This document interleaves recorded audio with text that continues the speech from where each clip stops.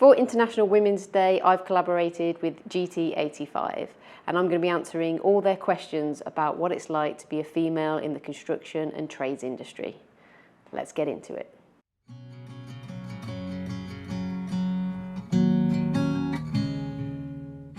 Well, my story is a little bit unique in that I fell into the construction industry. I went to university, I went to America to film school, and then when I came back to the UK, a friend of my brother's mentioned that there was a job in construction in the materials testing world, and they needed people and would I be interested. Of course, I said yes. So I started my first job on a landfill site, and I sat between the client and the environment agency and the construction company, and I helped out with report writing and materials testing. Following on from that, around about 5 years later, whilst I was still doing the same job, someone mentioned that I had the skill set to become an engineer. So I thought long and hard about this and really enjoyed being in the construction world, and decided to head out and get my kind of construction qualifications. And I did a course in setting out and surveying. This was a course that I did over a period of, I think, around about 2 or 3 months. And I learned to use the kit, which would enable me to then start jobs in, I guess, real construction. Anyone out there who's a little bit of a construction snob might say that.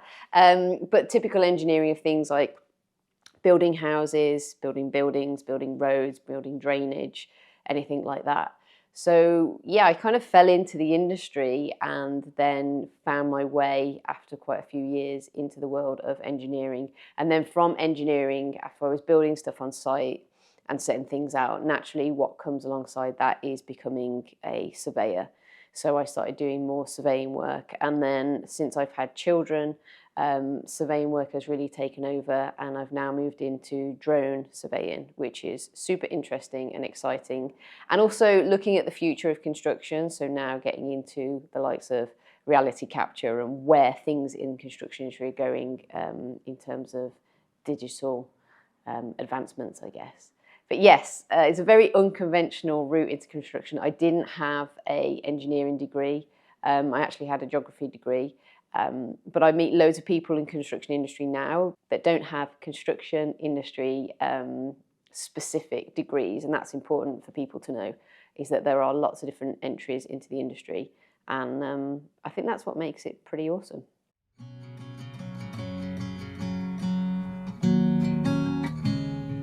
Wow, how long do you have? It's great. I say to people that it is 90% amazing and then like a 10%, which is really hard. And I never lie about that. I think that's one of the things when I've shared my stories that people appreciate is the honesty. So the construction industry right now, I think, is running about 11% of industry professionals are women. And of that 11%, only 1% are actually on a construction site, which is crazy and mind-blowing. And I think that is changing. I'm seeing more and more women on sites, more and more women getting into engineering, which is amazing.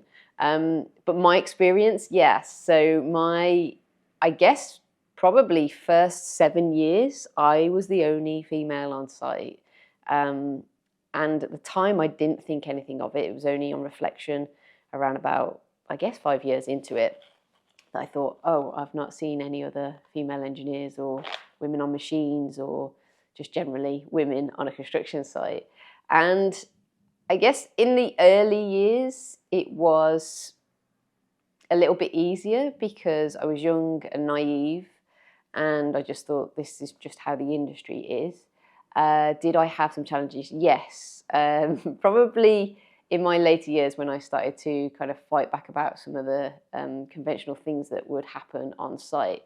I'll give you one story in particular that is quite interesting. I was working on a housing site, and at the time, the site manager was away. I think he was ill, and normally when a site manager's away, the setting out engineer, which was my role, would set up, because you have a very similar skill set to the manager, and you pretty much know what's going on the job anyway. So I stepped up into a managerial role for, actually, I think it was around about a week. And during that week, we had an inspection from the council to sign off some drainage projects. And a guy arrived at the office and asked to see the site manager. And I responded, yes, that's me for the time being. And instantly he wouldn't accept that I was actually in charge and I was the site manager. So he thought I had misunderstood the question and said, no, I need the site manager, to which I replied, yes, that's me. I was getting a little bit frustrated. I could see exactly where this was going. So the guy actually just left the office. I believe he went outside and spoke to some of the drainage crew, in which they said to him, yes, Michelle is the site manager. You need to go and speak to her. He came back into the office, and at this point, I have a little bit of a wicked sense of humour. Didn't really know how to deal with this without having a confrontation. So he asked me once again for the site manager, still not believing it, even though it had been confirmed by someone outside who was male. And so I decided to play a little game, and I said, okay, you want the site manager, I'll give you his number. So I gave this guy my telephone number, and he stood in front of me and typed the number in and then called it and turned his back. And as he turned his back, I picked up the phone and went, hello, it's Michelle, it's the site manager, how may I help you? And it didn't go that well, actually. He kind of just walked out the office. I don't know whether it was embarrassment or anger, but he did end up coming back, I think, later that day. And I just washed over it and just said, look, this is what I need you to look at. But it's hard. At that point in time, I'd had a lot of experiences in the industry that allowed me to deal with that certain instance with humour. I've had a senior architect before not want to deal with me or be in a meeting with me, and when challenged, the answer was because I don't believe women belong in construction. Yeah, pretty archaic point of view. But the way we dealt with it, my managers at the time were awesome, very supportive. They were awesome and very supportive, and they said, I think it was 2019, they said, it's 2019, if you can't work with a female engineer, then I'm afraid we're going to have to choose another architect. And it's just difficult because you think these personal opinions should live in the past, but they don't. They're actually still, still thought of today. But I would always say that I have learned a lot from working with men. I've learned to not overthink things. I've learned to test my abilities. I have learned to let things go. So working with men has actually helped me, as well as in some cases, I wouldn't say hinder, but have proven to have given me challenging experiences. I would advise anyone that is going into a male-dominated career to embrace it. Your story is going to be incredibly unique, and you're going to be able to help other women coming through. Yes, you do have to have a bit of a backbone, and you have to make sure that you're staying true to yourself. And what I mean by that is, I'm in my 17th year in construction now, and I think there was a period in the middle where I lost myself. When you work with men, sometimes you can lose your identity and blend in. And I think we should be at a point now where we actually don't need to do that. And I wish I'd have known that kind of in my mid-20s. I'll give you one more experience of working with men in the industry. A classic industry problem is that male-dominated environments can get pretty intense. Situations can blow up pretty quickly, and when there's a lot of, how do I say this? A lot of male influence, it can get pretty heated. The construction industry is, I'd say, highly pressured and pretty intense. Profit margins are normally quite low, and you've got health and safety to think of, project deadlines. And sometimes people say things that they regret instantly straight after, but you've got to be aware of the situation that you're in and not take it too much to heart. I've been in numerous situations where I've been shouted at, but it's because of pressure. And at the end of the day, it's about how you deal with that. I'm not necessarily saying that it's right, but it is something that has made me a little bit stronger when I've been out in the field, setting out or working with teams of guys. One of the biggest problems, I guess, in working in the metal industry is that the majority of the PPE is aimed at males. So I have worn for years oversized PPE, and sometimes you can get, sometimes people will think you're actually a man when you walk onto site, and they'll say, "Excuse me, mate," until you turn around and then they realise that they've made a mistake. But that's purely based on the fact that you're wearing ridiculously long PPE kit that doesn't really fit. The other thing is female toilets. So this is a challenge because predominantly they used to be, when I started, a lot of male toilets and no female toilets. That is changing now. However, the female toilets are prominently used as storage cupboards, which is really infuriating because when you go to the toilet, last thing you want to do is fighting through broomsticks and toilet rolls. But that is still the case, and I know a lot of women out there that work in the industry will share that experience with me. Yeah, but predominantly it's amazing working with men. I've learned a lot. I've been able to grow. My career's grown, and yeah, it's all been for a good story.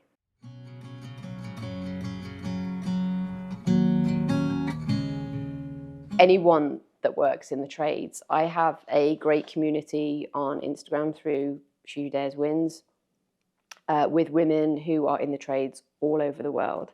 I've had a lot of them on my podcast as well, and each one of them truly inspires me because we all have our own individual stories, and we've kind of gone through this like rough, dark stage of starting our careers to coming to a point now where we've really achieved a lot.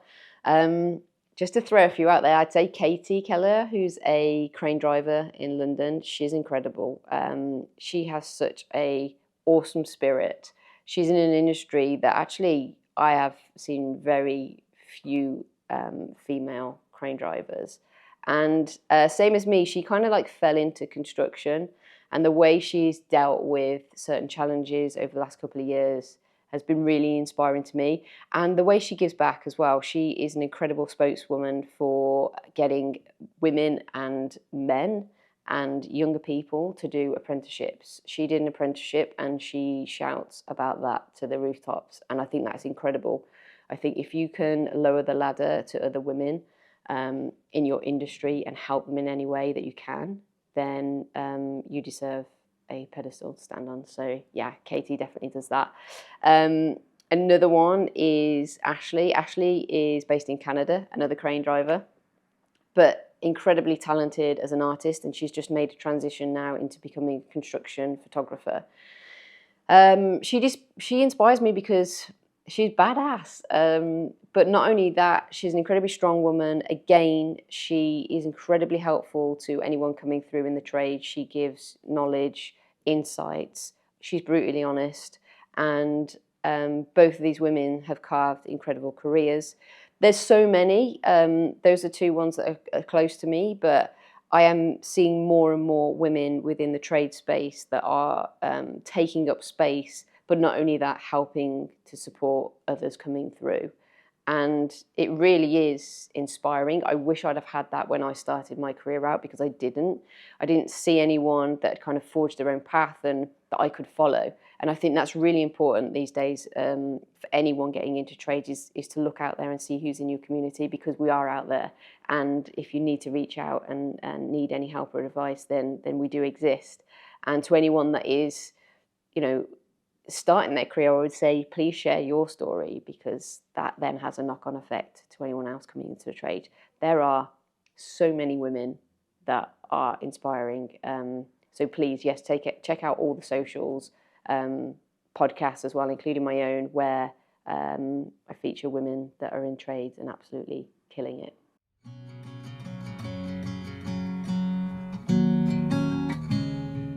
No, I don't think so. And I think the reason being is my brother followed me into the construction world as an engineer, the same job that I had. And so I was always aware of pay and very open and honest. I have spent my 17 years as a construction industry professional, I guess, as a freelancer.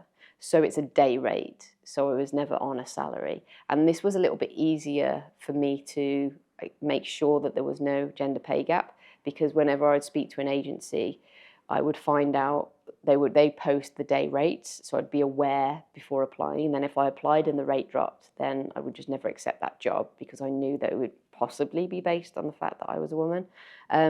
But when I don't think it generally exists in the freelance world. So the short answer is no.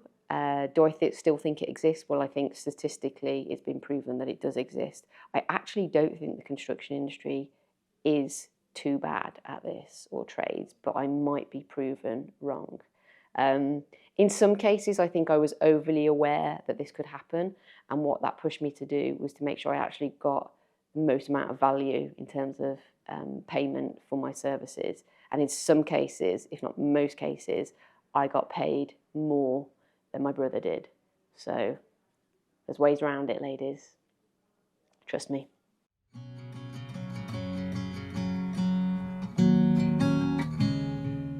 Well, hopefully in a positive way. I think that my biggest contribution was when I started out 17 years ago, is I decided to share my story. And this comes from a love of storytelling and filmmaking. And I actually started up a YouTube channel. And on that YouTube channel, I started to document my daily kind of experiences of being a woman in the industry, and then also pass on a little bit of knowledge. And since then, that has built up this incredible community of engineers, but not only of engineers, of women that want to get into trades and are looking to see what experiences that they're likely to get when they're on site. So by storytelling, I think that's kind of been my biggest pushback into the industry, and sharing knowledge. I'm also quite open and try and help as many people as I can. I have a lot of apprentices that will contact me and ask me for advice about getting jobs in the industry. And I'm always open to helping people, because, like I say, I didn't really have much help at the start. I kind of fell into the industry, and I'm aware of how hard it can be to get a job during not only this time, but actually in an industry that can typically be quite closed off. So, yeah, I'm hoping that I'm giving back, especially now that I'm getting slightly older. Another way I think I've contributed is by just being a woman on site. I talked about male-dominated environments. When you show up and you offer a different perspective on a job, or a different opinion on how things can be done, I think women have a lot to add, especially when it comes to health and safety and not pushing the boundaries of doing dangerous work. But not only that, a different perspective. Our minds work differently. I would like to think that I've led whenever I've had any apprentices work with me with a little bit of empathy, and I think that sometimes can be lacking. I'm not saying generally with all men, but in a male-dominated environment, you know, everyone's kind of trying to prove how good they are at their job, and sometimes it's nice to take a step back and give people a bit of credit for what they do. So I guess soften up things. Sounds really weird, but I hope I've given enough value over the years. If anything, I've given the value of humour. I know that, because I absolutely love chatting to people, meeting new people, and having a good time. And yeah, I think I've told a few good jokes, shall we say.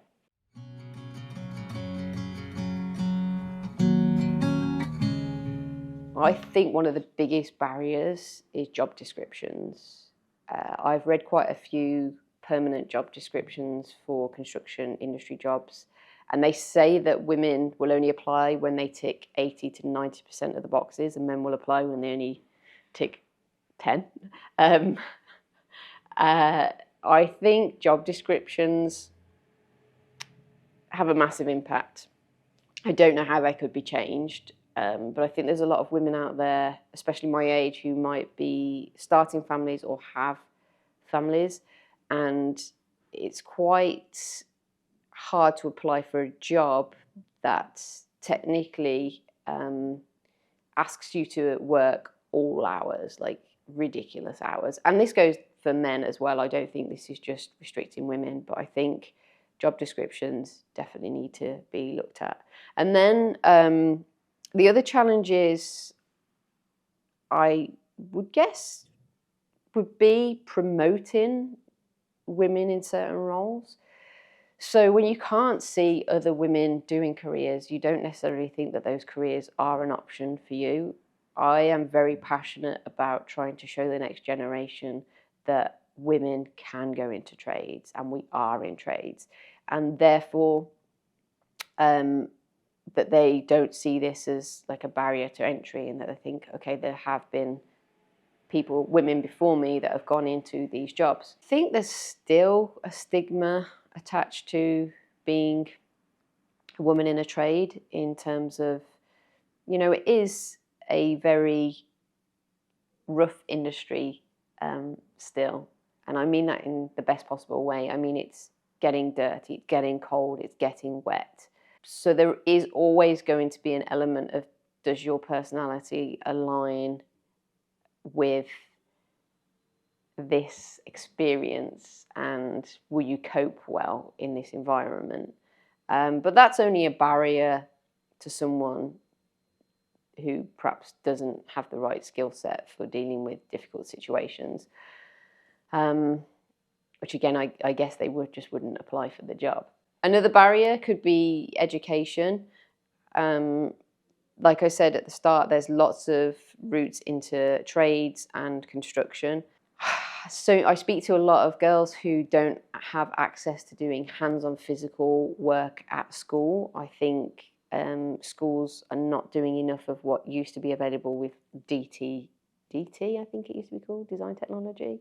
So getting your hands on like power tools or making things, this isn't really pushed too much anymore in schools, and it's such a shame, because I think anyone that I speak to that have done trades have had their hands on their dad's tools when they were younger growing up, and that inspired them to think, I want to do things, fix things, make things. But if you're not exposed to that at home, then I definitely think education, there's a little bit of a barrier to that. I believe there's not a huge uptake of having women on trades courses as well. Again, I think this is down to marketing and exposing girls. It'd be really nice to have companies go into schools and talk about trades, and how you could have such a wonderful experience and long-lasting career doing trades. So yeah, the education system needs a bit of a boot.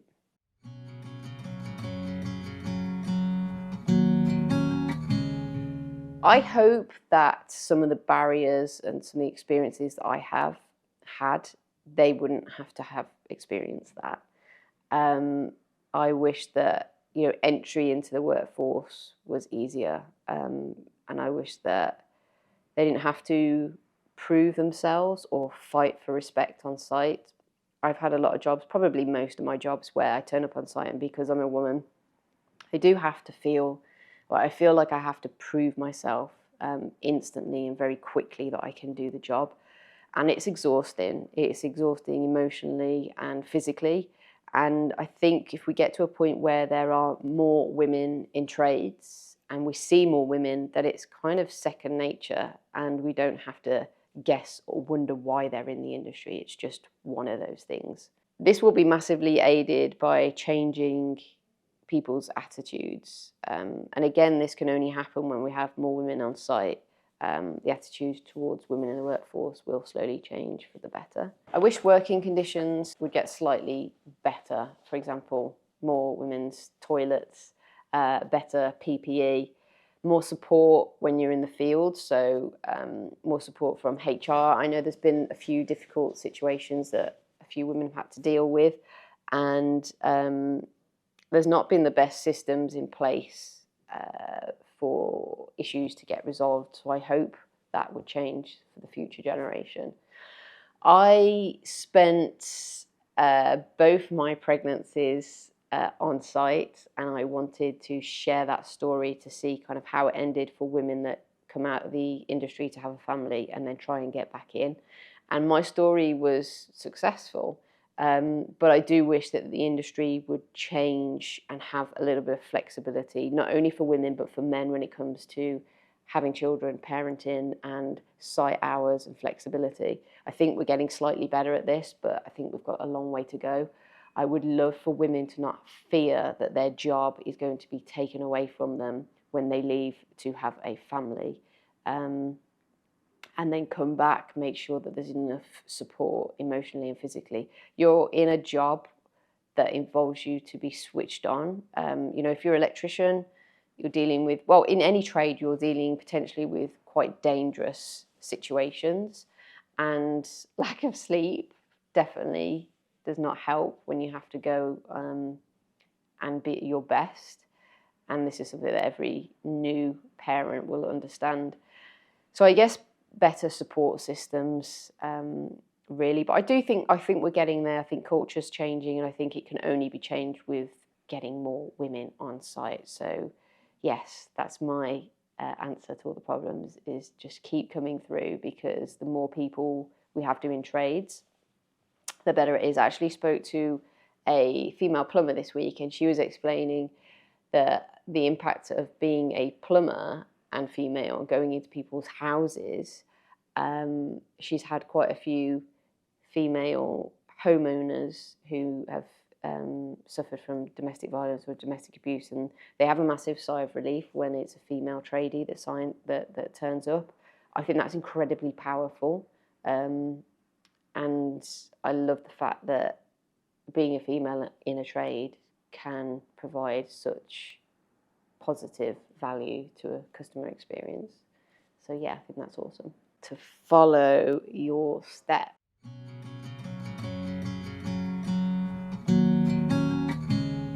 Embrace everything, enjoy the journey, share the journey, and you've got this. Plus, obviously, she dares wins. It's going to be tough. You are still going to be one of the first breaking barriers. You're going to learn a lot, but it is an incredible experience. I would say look after yourself, make sure that you don't lose your identity on the journey. Find a support network and find your community. There are lots of women in trades out there online. They will help you. Reach out, follow their stories, learn from them. We've talked about, and I say this open-heartedly, that men have enhanced my career so much. Incredibly lucky to work with some men that have been the perfect allies and have propelled my career. So I worked with a team of ground workers who actually thought my work was awesome, which was great, and they pushed to get me a pay rise without me even mentioning that I wanted a pay rise. So I would say to any kind of woman going into trade that, there are some really good male allies out there, and like I said, it's just only 10% of a bit of a negative experience for all different reasons. You can get through it. It will make you incredibly strong, and you will love the career. I don't think I've spoken to any women in a trade who dislike the job and have left the job after, X amount of years.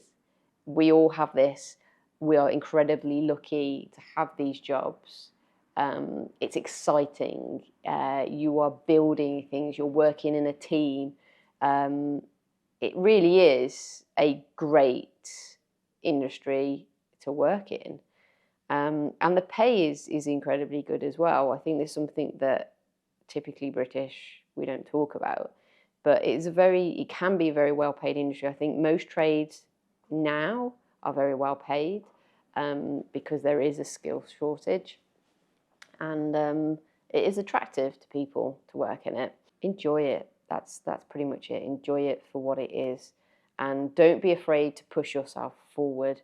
Apply for jobs. I've done this, and I'm laughing because some of the times I've applied for a job and I really possibly shouldn't have gone for the job. But no, actually, I'm not going to say that because it all worked out well. I jumped into project management from engineering because I was told that most engineers should experience project management because it's very good. And most engineers then retract from project management because they realise how hard it is and how stressful it is. I project managed building petrol stations whilst being heavily pregnant for the first time. So I had hormones flying around. I didn't really know too much about what I was doing, but I learned very quickly, and that was one of the best experiences I've ever had. So I would say to other women out there is don't be afraid to put yourself forward and apply for jobs that you don't necessarily have to be fully qualified for right now. It's a great learning curve, and it will teach you so much about yourself too. For anyone that wants to follow in my footsteps, I would also say, and I wish I'd done this, I kind of have things written down, but if you can, journal. Write down your experiences. It doesn't have to be every day, it could be at the end of the week, or I started doing it after something funny had happened or if I'd learned something. But start writing down these experiences in a book or on your phone, or do a voice note, because 5 to 10 years later, you'll come back to these stories, and I'm actually going through this at the moment, and you'll realize how much value you've given, how much value you've got back, how much you've been through, and how much you've progressed. And then also the funny stuff. I have so many funny anecdotes for things that have happened over the years on site, both personally to me and to other people. And it gives me great joy to read these back and appreciate the journey. So yes, I am all for storytelling and sharing.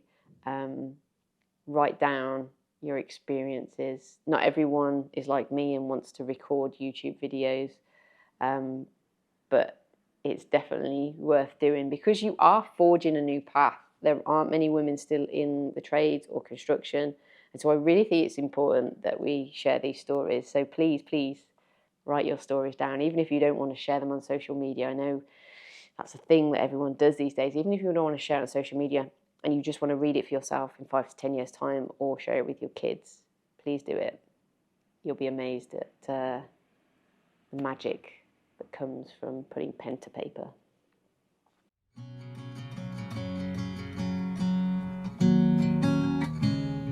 So I think I've touched on this, I'm guessing, with pay.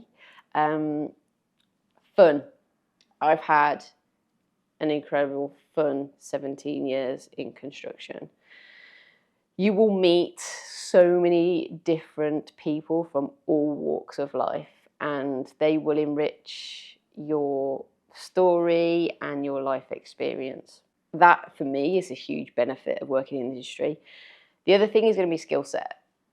Your skill set is going to grow, and I don't mean specific skill set to just your job. So obviously I've become a better engineer over the years, hopefully.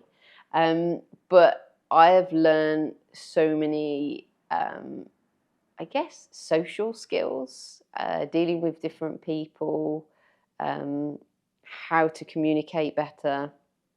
So your construction experience or trade experience definitely will help you grow personally.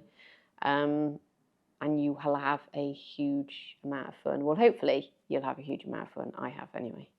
The other benefit is when you're working with different trades.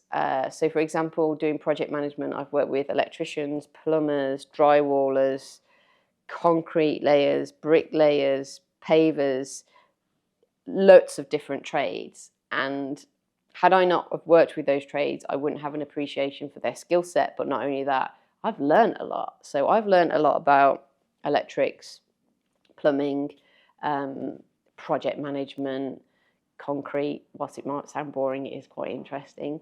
And I wouldn't have necessarily learned that. And I think the construction industry is an industry where you do learn other things outside of your remit. So you might be an engineer, but you're going to learn so much more about other different trades. I believe that plumbers need to know what electricians are doing in terms of their processes so that they know when their installation is going to be. So I would say that's a massive benefit in that a lot of people might go into one trade and actually switch to another trade because they prefer that. And I think that's awesome. I think you haven't got to have that funnel vision of this is the job that I'm starting and this is the trajectory I'm on, because you can, and most likely you will, move. Yes, you might be qualified in one area, but there's no reason why you can't up your skills. I see lots of people do this. I see people going from plumbing to plastering and backwards and forwards, and finding different routes within the industry at different levels and stages in their life. You might start out as a bricklayer, but then in your 30s and 40s realise you don't actually want to be doing that physical work, and you can move into project management, you can move into site management, you could move into pretty much any field. You could drive machines. Once you're on site, the actual on-site experience just grows. I've actually driven machines, which you don't do as an engineer, but I've had the opportunity to learn how to drive an excavator, so I've taken that. And I would say it's a journey, and the construction industry is pretty unique in terms of giving people great experiences.